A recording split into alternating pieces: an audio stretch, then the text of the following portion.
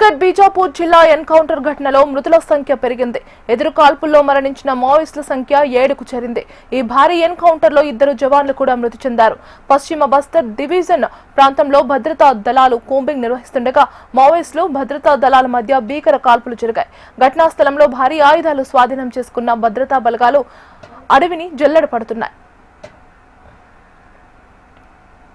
ఇక ఇదే అంశానికి సంబంధించి మరింత సమాచారం అందించడానికి మా కరెస్పాండెంట్ రవికిరణ్ ఫోన్ లో సిద్ధంగా ఉన్నారు. రవికిరణ్, గీతిగా ఛత్తీస్గఢ్ రాష్ట్రంలోని బీజాపూర్ జిల్లాలో భారీ ఎన్కౌంటర్ అయితే చోటు చేసుకుంది. ఉదయం 4 మృతి చెందగా మావోయిస్టులు, ఈసారి మొత్తం 7 మావోయిస్టులు మృతి చెందినట్టుగా పూర్తి స్థాయిలో నివేదిక అయితే వస్తుంది. ఇప్పటికే 2 జవాన్లు కూడా కాల్పుల్లో మృతి చెందగా మరొక జవాను కూడా తీవ్ర గాయాలయ్యాయి. గాయపడినటువంటి జవాన్ని అత్యవసర చికిత్స నిమిత్తం స్థానికంగా ఉన్నటువంటి బీజాపూర్ జిల్లా ఆసుపత్రికి అయితే తరలిస్తున్నారు. దంతెవాడ బీజాపూర్ సరిహద్దు ప్రాంతంలో ఉన్నటువంటి పశ్చిమ బస్తర్ డివిజన్ ప్రాంతంలో ఇంకా కూంబింగ్ అయితే కంటిన్యూ అవుతుంది. అటు మావోయిస్టులు కాబట్టి ఇటు భద్రతా బలగాలకు మాత్రం పెద్ద ఎత్తున భీకర కాల్పులు చోటు చేసుకున్నాయి. చాలా మంది మావోయిస్టులు కూడా అటవీ ప్రాంతంలోకి పారిపోయినట్టుగా తెలుస్తుంది. దీని మీద కూడా పూర్తి స్థాయిలో సెర్చ్ ఆపరేషన్ కూడా దంతెవాడ బీజాపూర్ సరిహద్దులో అయితే కొనసాగుతుంది. ఘటనా స్థలం నుంచి మావోయిస్టుల సంబంధించి 7 మృతదేహాలుతో పాటుగా భారీగా ఆయుధాలు కూడా పోలీసులు స్వాధీనం చేసుకున్నారు. ప్రస్తుతం అయితే సెర్చ్ ఆపరేషన్, కూంబింగ్ ఆపరేషన్ అయితే కంటిన్యూ చేస్తున్నారు. మృతుల సంఖ్య కూడా